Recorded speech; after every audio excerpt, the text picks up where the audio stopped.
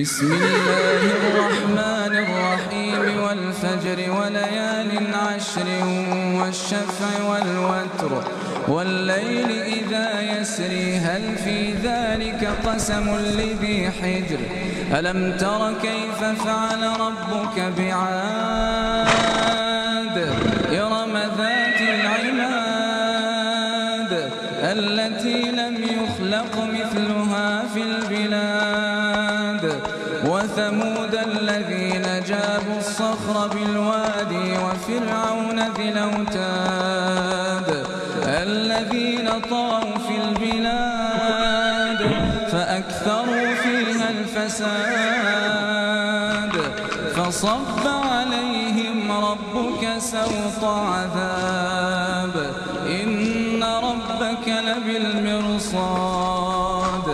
فأما الإنسان إذا ما ابتلاه ربه فأكرمه ونعمه فيقول ربي أكرمن وأما إذا ما ابتلاه فقدر عليه رزقه فيقول ربي أهانني كلا بل لا تكرمون اليتيم ولا تحضون على طعام المسكين وتأكلون التراث أكلا لما وتحبون المال حبا جما كلا إذا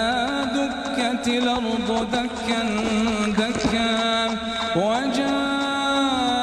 وجاء ربك والملك صفا صفا وجيء يومئذ بجهنم يومئذ يتذكر الإنسان وأنى له الذكرى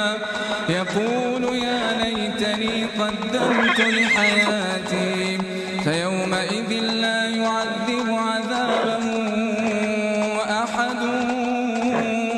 ولا يوثق وثاقه أحد